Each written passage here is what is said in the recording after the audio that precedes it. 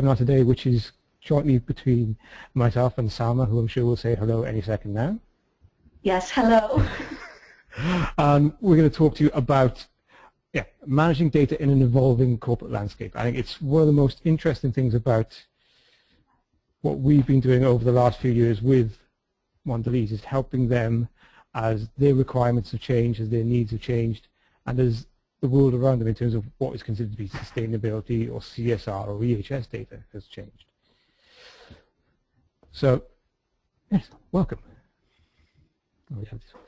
So, when a large, I think conglomerate is the word I've used in my notes, I'll stick with it, such as Mondelez International acquires new companies, demerges parts of the business, or experiences takeovers, it is really important for that organization to be able to manage these expansions and maintain the alignment between their sustainability data collection strategy, be that through spreadsheets, which hopefully it's not, or through dedicated software, and keep it in line with corporate goals. So today we're going to talk about how large conglomerates involving corporate landscape can create difficulties for CSR reporting and look at ways that these issues can be managed and mitigated and generally just dealt with. First of all, though, we have the exciting slide, and it's always terrible to see a photo of myself. But I'll start. My name is Joe Jones. I've worked in various roles for SustainIt for nearly 6 years now. And I've been fortunate enough to be involved in the work that we've done for what is now Mondelez International for more than 4 years. So these days, I work with some of our key clients, understanding their sustainability and CSR requirements, working to ensure that the data they need for their sustainability programs is not only available, but is also very, very usable. So that's me. Salma? Yes, hello everyone. My name is Salma Kuri. And I've worked in various roles across quality, manufacturing, safety, including S&E auditing for at least around 18 years now.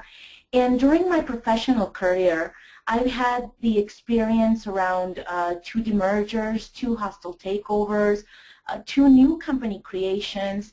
And during this time, I've been very involved in managing integrity of information provided for all our external reporting, now for our company approximately for the last 6 years. So I think very, very quickly to mention, I started working with Salma back when we were working with Cadbury, I think. So it's been a long time and an interesting journey, but we will get to some of this very soon, I'm sure. Yes, it has.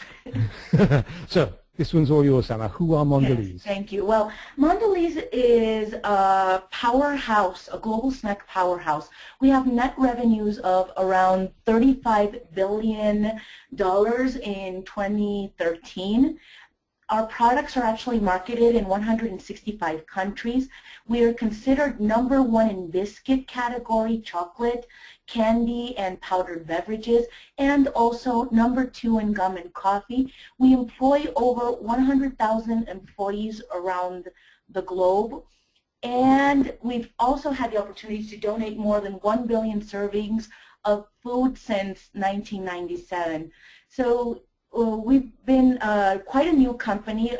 Actually, this month as a company, we're now 2 years old. Many of you have seen these brands that were previously part of Kraft Foods, and even some of these brands part of other companies previously. Okay, so the next one is not quite as glamorous because it is who will sustain it, and we're not quite as big as Mondelez International, but we've been involved in CSR, EHS, and sustainability data for nearly a decade now. And we've helped our clients go from thinking sustainability reporting is quite a good idea or something they want to get involved in, to helping them become real market leaders. And the way we've done that, and I think a lot of sustainability consultants will do it a lot of different ways, but the way we've done this is through a dedication to data.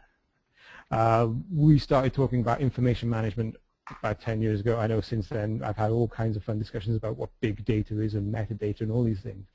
But we've always been focused on it because we know it's important. And we know that by helping our clients to understand, to use, and to expand the data that they've got access to, and thanks to a commitment to understanding that good, usable sustainability data can be a lever for affecting real change, we've helped our clients make a real difference in what they're doing in terms of sustainability reporting, in terms of sustainability understanding, and in terms of overall strategy. I mean, I know the who kind of big lever to move the world is quite an obvious quote to pinch, but it is true. We really think that access to data can make a massive change to how businesses view sustainability. So the world keeps changing. I think one of the most interesting things about CSR is how ridiculously broad a subject it can be. I was at a conference in London, this was over the summer actually, and sat around a table with me were 5 sustainability CSR EHS managers. They all had slightly different roles, but their responsibilities were roughly the same. And once we started to talk about reporting, it became very obvious that every single one of them was using a different data set, was using different methodologies, and was just doing things differently when it came to collecting information, when it came to auditing that data and reporting on that data. Now, the fun thing from my perspective as an external consultant was that all of them were doing it differently, but all of them were doing it right. So if your company's changing and if no one can even agree on what's included on CSR, well, how do you keep track of those alignments? If you can be really clear about what your objectives are for your CSR data, then you can do a much better job of knowing what CSR data you're going to need. If you can understand your company's cultural approach to CSR reporting, then you can do much more to establish what data is going to be needed. Of course, this is even more difficult if your company is changing. One of the key objectives for SustainIt when we work with any large company is that we will seek to make certain that their CSR, their EHS, and their sustainability software is built in such a way that it is as flexible as possible. So make sure you know what reporting is needed. This is always good fun because I get to list all these different protocol standards like GRI, CDP, SASP, GHG protocol. There's FTSE for Good over in the UK, there's DJSI over in the US, and there's more and more all the time. But if you could be proactive about what standards your company are going to have and what standards your company are going to meet. So if you're going to say, at the end of this year, we're going to achieve a B+ rating against GRI G4, then it provides a real shape to the challenge that's in front of you. The great thing is about this is that if you can do that, then there's a lot of natural overlap between these frameworks. So if you can be clear, these are the ones we're definitely going to report against, then not only does it give you a list of the KPIs you're going to need, it also gives you a list of the frameworks you can expand to cover without too much effort. A great example, if you're doing GRI, then CDP will be a lot of that. Also, you'll touch on stuff that's covered by EcoVadis and DJSI and so on. And then make sure you stay aligned with objectives. And this is a real challenge, especially in the kind of things we're talking about here where businesses are changing shape so significantly. A lot of corporate objectives can change quickly anyway. And CSR corporate objectives, and I'm using CSR instead of saying CSR sustainability and EHS, but I do mean all of them. A lot of those objectives can be quite reactive rather than strategic. I know a great example for me is we've worked with some fashion manufacturers, and obviously over the last 12 months with what's happened in places like Bangladesh and India, their targets have completely shifted focus. What I found is that when CSR teams are pushing rather than pulling on sustainability objectives, you have a much better opportunity to keep data collection aligned with your reporting requirements. And the good thing about having a data software system in place is that you're practically prepared for practically any challenge. You have the flexibility needed to take on any of the changes. You're able to quickly and efficiently handle queries from one side of the business, other sides of the business, and you're able to have or keep a hold on the way your systems and your data is actually managed. Thank you. I think the last thing as well is this one. Don't forget, and it says, don't forget the requirements are expanding fast. And it's true. One of the things that I've talked about at length, I think quite a few different places, is this. Involve people from outside your own area as well. CSR data, or what can be considered and can become CSR data, can be pulled from so many different places, from energy managers, from fleet managers are the obvious ones, but also from the finance team, and also from HR, and all other kind of places. because it can come from so many places, and because the requirements are growing so fast, then it can be difficult to keep up. But if you're proactive and if you're talking to people about what information have you got that I might want to talk to people about what data they've got, and I think that can make a change, and it might really increase the access to that data that helps you then stay flexible, stay in line with what's going on. So I'm afraid I'm handing over to Salma on this one. So Salma, are you okay to talk through this? Yes, well, the journey when it comes from Cadbury to Mondelez to Kraft, many of you may have heard of these kind of mergers, demergers, etc. And when you're going through this kind of activities, I initially worked with Cadbury first when we were Cadbury Schweppes. And in that time in the business, we begun, or one of the first things we had to do was actually demerge. So we demerged from the Schweppes company quite a couple of years now, and at that point these systems were actually helping us. You know, that part was quite easy. All we really did was practically every part of the business, every new part of the business took their information we had previously working with and kind of separated and gone their different ways. But after that, when Cadbury was objective of a takeover from Kraft, then the things there really became a little bit different. So we went from around 70 manufacturing sites to over 230. So that's one of the first challenges. You know, you had a company that was only managing 70 on our site, or you know, Kraft that was taking on 70 new sites.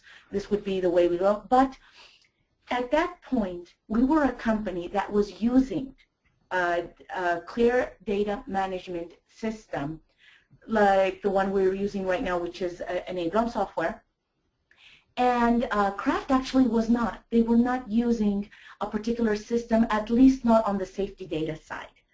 So when we were growing and going from one and another, we also had to think of a way of moving historic data going back to 2005, because that's the data that Kraft was using at that particular point.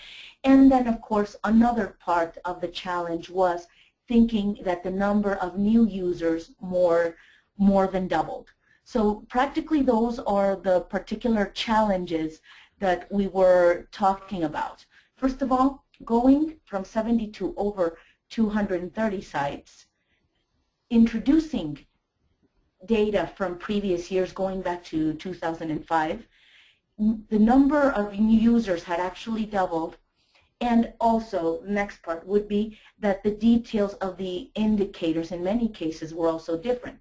Joe pointed out that you sometimes we're talking about different people, but the details of their information may be a little bit different, and that is a challenge in terms of needing to tweak the information and also be able to handle it. Having a software system in place actually helped, in this case, the smaller company. Cadbury was the smaller company versus Kraft, but Cadbury had a system in place that helped them actually be able to demonstrate that they had a very large hold of their information, even though it was only across 70 sites. So at the end, the newer company, now Mondelez, took into account the practices of the, in that time, the smaller company. Turning it back to Joe for a second. So I think Sam actually touches on something that's very true. When we found about the change from Cadbury and what was going to happen, we as quite a small sustainability consultancy kind of assumed that it was going to be a case of, oh, well, okay, it's Kraft are going to have a giant system, it's all going to be managed and everything's going to be fine. What we found is exactly what Salma said. Because of the quality of information and the flexibility of that enable-on system that Cadbury had, it was much more a case of growth for the Cadbury system, and not because of that much more significant growth. So expanding the system was the first thing. So with so much major change happening, the CSR data collection system also needed to be able to change in quite a few ways. As Salma said, and as I certainly agree, the one real strength that Mondelez has was that their CSR data was managed through this enable-on system. Sam, over to you very quickly. Yes, and as I mentioned at the beginning, I've had a chance to work with a few mergers, a few demergers, and some of the acquisition. Having the software was very helpful to be able to manage this data, even through company restructures. So mergers and mergers are one thing, as Joe's also mentioned, because the difference there is, okay, merger, you make the system larger, demerger, you separate and you go your separate ways, etc. But organizational restructures, within your company usually take place a lot sooner, and definitely the software system will help you put the pieces of the same puzzle in completely different ways and be able to compare. So what, you sometimes work with geographies, and now you're going to work into categories. Organizations will restructure, and I'm sure many of you in your companies and your businesses would see that sometimes you have a site that is part of one geography or one category, and then suddenly you make a change and you switch that site over to another category, another geography. And if that happens, the system is very, very flexible in terms of deciding whether you want to make those changes permanent, or you just need to obtain some information to be able to diagnose and understand how those changes may impact. So that's another advantage of actually having the software system. Not only if you're going to merge or demerge, but within your own company, the different scenarios that have to work within your company's restructuring. So as an example, as I've mentioned, when a demerger is announced, you have the flexibility to run reports and see what will your information look like after the demerger, and what the information looks like without the company being demerged. So I remember at a point in time before the Kraft demerger that we had, we were running parallel reports very easily. What do our numbers look like with the Kraft business, and what do our numbers look like without the Kraft business? And after each part of the company went their separate ways, we were easily able to manage our objectives easier after those demerger activities were complete. Joe? Thank you very much, Salma. So as we go on, more than one, so Sam has touched on this, and I think what I'm going to talk about touches on the same thing, but there's something that when I first start talking to people about sustainability software, people don't realize, and it used to surprise me, but I've kind of got desensitized, I think, but one of the great strengths of good sustainability reporting data, or sort of reporting data systems, sorry, is one that doesn't sound like it is, which is this. Software doesn't really care about people, and it doesn't really care about where the data goes. And it sounds like it's not great, but it is. Because what it means is that software tracks data as it is allocated against an input point. So a site, a business region, something like that. So for software systems, the organizational structure isn't something it worries or cares about. It's a way to make the data, which it does care about, understandable to its users, which it doesn't care about. So the result is that a lot of the more powerful sustainability software out there, and Enablon, I think, is a very good example of that, will allow you to have more than one organizational axis. Now, this proved particularly useful for Mondelez as they transitioned from one business to another, because they were able to preserve old organizational structures, create new ones, and implement functionality that would let them split their data, not just by geography, but also by business unit, by business function, and by product lines, all of which makes the data much more usable. I think, to put this into context, it's like having a simple organizational tree and then saying, well, that's fine for this, but for the same sites, for the same data, I also need to break it apart by this layer. So what you do is you create a third dimension of that organizational axis, so you could break data in a different way. With systems like Enablon, I think the record I've seen is 4. So you can have 4 different organizational axes, and you're able to use all of those as a way to filter information and make it more effective and more usable. Again, it goes back to being able to get the most out of your software system, either through something like profiles or user management, or through org structures, or through data tagging. But it all comes down to one thing. A lot of these systems will let you break the data down the way it is relevant to you, no matter how complicated that feels. It's just about understanding the shape of that challenge. And adding and removing data points. This is one of my favorites because there's always been some examples of this over time, and I don't think it ever happened with Mondelez, and I'm very glad it didn't. But one of the things where being able to understand how a system views data is important, again. So I've been in meetings and I've been phoned up when companies I've worked with have either decided that since the site is closed or that business function's been sold off, then that shouldn't be in the system anymore, so we'll delete it. And sometimes they phone me just to say, we'd like you to delete this. Sometimes they phone me to say, we have deleted this. And that's a bit more complicated. Deleting things from a system is always a very big step. You are telling your software that you will never ever need access to that data again, and they can completely purge it. Obviously, that can cause problems, and it's not the best thing to do. So I would always encourage, and I always do encourage anyone I work with, never to delete stuff in terms of an org structure, in terms of sites. One of the things that we've helped our clients with is managing org structures so that it doesn't have this permanent effect. So you manage the data points rather than delete them. You create extant sites, you create redundant areas of the system so that when companies like Mondelez need to go back and look at an old baseline based on the business structure at that point in time, they're able to. When they need to understand what's happened since this was divested or this was brought into the company, they still need to have access to that data. It's really important to remember, don't delete stuff. I think of all the things I would say, it's quite important. But again, the systems will have that flexibility in them, and it's about using that flexibility to your advantage. So other people's data.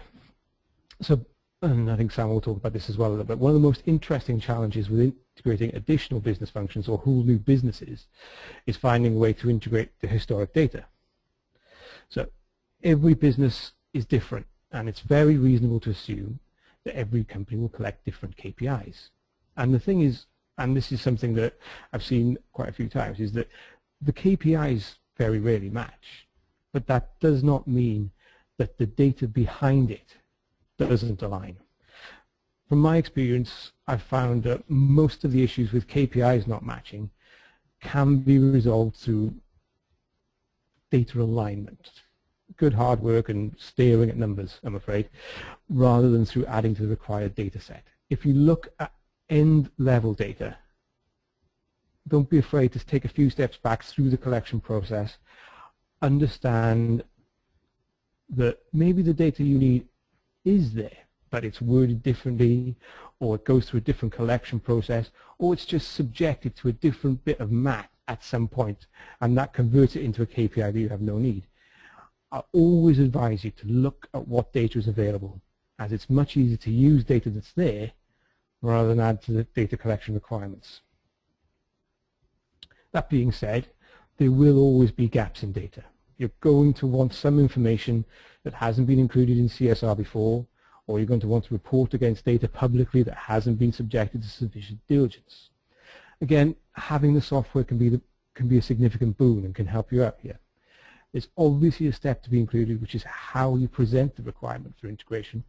But if you present the additional functionality as the benefit that it is, then you can help new business functions see the value in going through the process with you.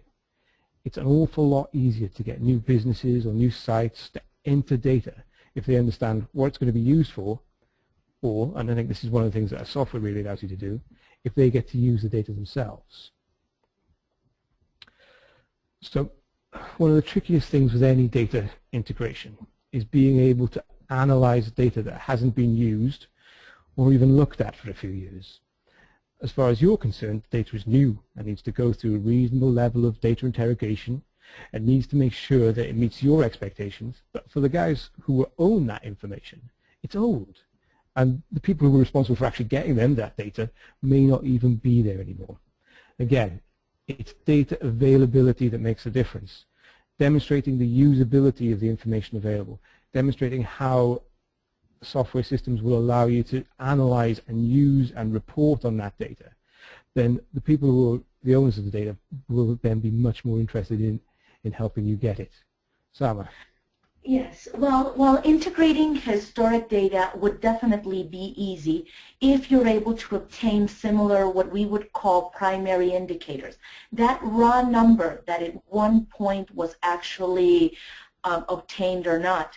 This will not be necessarily easy, or you may not be necessarily that lucky. And in some cases, you may have to work around what you have available and do the best estimate you can. But the good part of having a software in place is that if you do obtain it, it's easier to obtain primary numbers. Later, you can use those same primary numbers to create different calculated key performance indicators. And that's the advantage of being able to have these numbers and compare even apples to apples with historic data. Joe? Thank you very much, Salma. So going on to probably one of the most important parts of any kind of expansion of a software, and that's one that can get forgotten, which is the new users. If you get someone who's new to the business and has to get used to a new software system, then there's obviously a training path. And if you implement a giant new sustainability software suite, then again, there's a logical path of training. But if you're bringing in new parts of the business, then this part can get left out. For you, the software's been running for 3 years, for 4 years, for 5. But for these guys, it's an entirely new software, and so it's an entirely new challenge for them. I often talk about organizational inertia when I discuss how to go about implementing new CSR software. But I think that what I've seen from experience, and I think not necessarily with Mondelez, but certainly with others, is that this inertia can be even more prevalent when you deal with merging data collection structures. Other businesses will have their own way of entering data. They've got their own way of doing it. It's the way they've done it for years. They're very happy with it. The system works. The data's fine. It doesn't need to be anything. This new software is seen as an imposition, and that can really dent how the system is taken up. Now, the way to get around this goes back to what we were talking about maybe 3 slides ago, and it's the same theme really. Get people involved with the system as quickly as possible. Show them that the new system can be of use. You've already gone through the data alignment process, so their historic data is there, and it's good and it's usable. The next thing to do is show them that it's usable. When it comes time to roll out the training, demonstrate how the system adds value for them rather than just for the new company. I think it's an extreme example, and I'm not going to tell you who it was, but I have seen where companies have been merged in and they've not had the loyalty to that company that they have got with their own, or with what was previously on. So the system was seen as another thing that was coming from a company they didn't really. It was only once we started to really show them that it was something for them and for their part of the bigger business that they were more interested in it. I think one of the great advantages that Mondelez had was that they had the enable-on system, and that they had something that allowed access to a huge amount of data. By understanding that new organizations' reporting needs are different, and by helping them meet those reporting needs very, very quickly, and kind of hit the ground running, then that initial, oh, it's a new system, it's going to be, that initial perception can be completely pushed to the side, and you can show them. And I know now with version, I think it's 6 of the enable system that Mondelez have, they've got something with access to dashboards and live reporting. They can do an awful lot to demonstrate data to individual users very, very quickly and very, very effectively.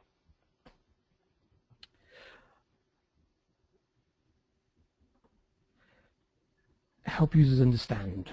Essentially, all the way through this, I think we talk about, a lot of this comes down to a very simple fact, which is provide your users with the skill and support to make the most out of their system. If you can provide them with that training, and if you can help them understand their data, and if you help them use their data, then you provide them with a great way of moving forward. One of the great things about webinars like this one is it makes training much more cost effective, and you can provide users with video guides and all the support functions that they need so that they can help there. More than anything else, I think it's about setting the groundwork early. Present your new users with a usable, friendly data system, and they'll be much happier about entering data, which tends to mean the data will be a lot more accurate and a lot more timely. Salma, I know there's not a note here for you to speak, but I wondered if you had any thoughts on this. Yes, the only thing I would like to add here is that when you're training new users, particularly when you're going across geographies, you need to understand that you're going to have very different levels of understanding. There's going to be very different levels of people who are even comfortable with computers or not. And the other good part of these kind of software systems, you know, they've tried to make it simple and do balances checks. Don't expect everyone to actually understand everything at the first go. Yes, there's going to be a learning curve. Yes, there's going to be information for the next couple of months that you may have to check to see if everyone is inputting it correctly. But sooner or later, that work declines. Joe. Thank you very much. So I think, unfortunately, the next slide is one that I'm probably the least a fan of, which is where we have a slide which shows these are the kind of companies we work in. Obviously, Mondelez is on there. I do have another slide that also has Cadbury on there, but I think obviously it's Mondelez now, so we should leave it at that. But we have helped our clients with these kind of data alignment challenges. We're just actually going to be kicking it off with another client of ours very soon. So, but really, I want to take this as an opportunity to go back and just touch on some of these themes. Understanding that a software will help you through this. It's got the flexibility you need in terms of managing data, in terms of the organizational changes. Understanding that data isn't about the end KPI, but it's about the collection process and being able to track back through that to realign data as it comes in. And just understanding that users will want to use systems that make sense, that are easy to use, and that are relevant to them. And I think those would be the three key points I would make about managing an evolving business requirement for sustainability software. Salma, do you have any final thoughts on that? No, only that if any of you decide to go forward with any similar software that you use, you know, to, as Joe said, take into consideration your users as much as possible, but also the flexibility that you'll have on the outcome of the information. Thank you very much. Thank you. Thank you, Salma. So the next one is quite an obvious one, which is any questions. I've seen that they've got a few already coming in through the chat window. I'm going to pass you over to Elsa, who will ask questions, and then if you're really lucky, it'll be Salma answering questions. If it's not, then I'll weigh in. Okay. Thank you very much, Joe, and thank you very much, Salma. So our first question is, what's your top tip for managing differences in users' capabilities, as you've just mentioned? So is it computer skills, understanding of sustainability, that kind of thing? Well, my top tip is, first of all, this particular software system has the advantage that you're also able to download the information into Excel. So that means that if you have a region or a place where people are not very sufficient in terms of, you know, software computer skills, you can just send them their Excel spreadsheet as extracted by the same system. They're able to fill that sheet out and then send it back to you and have someone more proficient manage it. Now that's one of the tips. The other one is really, you know, feed or spoon feed at the beginning. Yes, you know, you may choose a couple of indicators, work with them, and then, you know, keep building on that, you know, for the next couple of months. You know, now they're comfortable with it. Now you can add on more indicators to work with. Joe, I don't know if you want to add anything. I'm, as you know, so I will always have an opinion on these things. I think what you said is absolutely right, and there's not much I would add. The only thing I would say is that one of the great things with a lot of these software systems, and Enablon's a good example, you can control quite heavily what questions you ask your users. A good example for me is one of our other clients have got a health and safety campaign. It goes out every month, asks how many accidents, and collects data on that. And if you, the end campaign, it's about 150, 200 indicators asking about what kind of accident, all this information. However, the very first question is a very simple one. Have there been any accidents this month? If a user says no, They have completed the campaign at 100%. There are no more questions to ask. Thank you very much. See you later.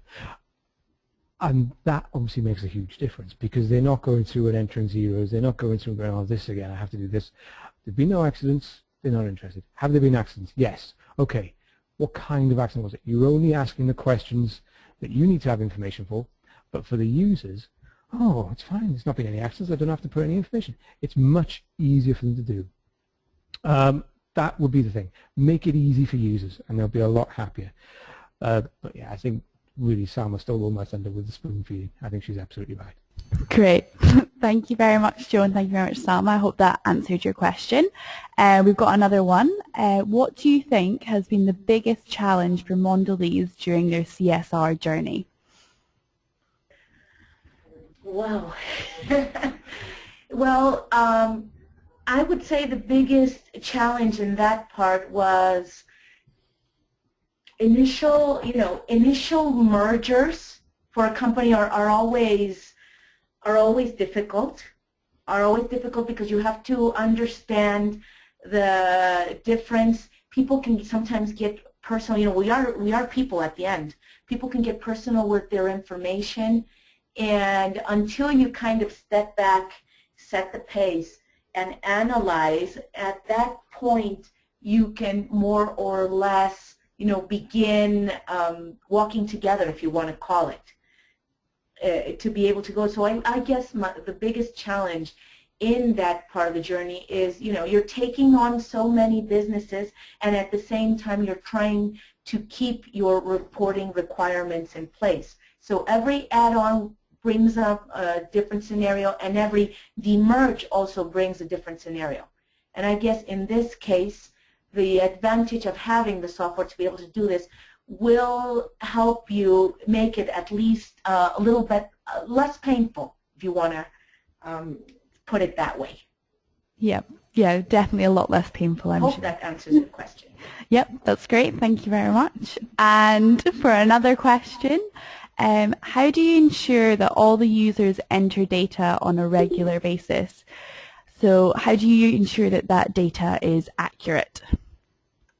Okay, we actually have a reporting structure, or you want to call a reporting governance. That means end users go into the system, add their information.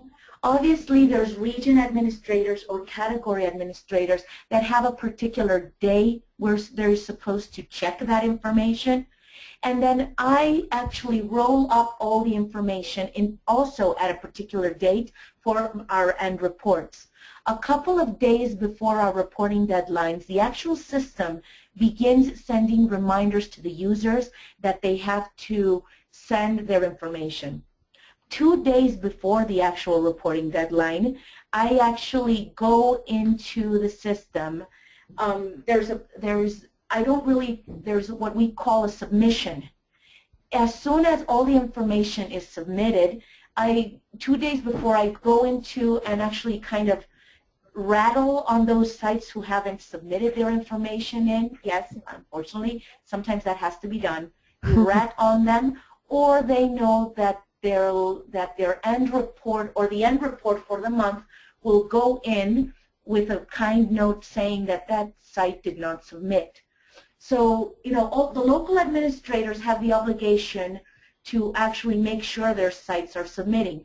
But I can easily run a report and see if the information is there. In terms of accuracy, the accuracy is the responsibility of the region administrators, because they'll receive more information for a particular number, or they'll have to analyze the data in a specific matter. So unless I see sometimes a number like a site reporting 100 lost time injuries, if I see that, obviously that's a number completely out of their behaviors.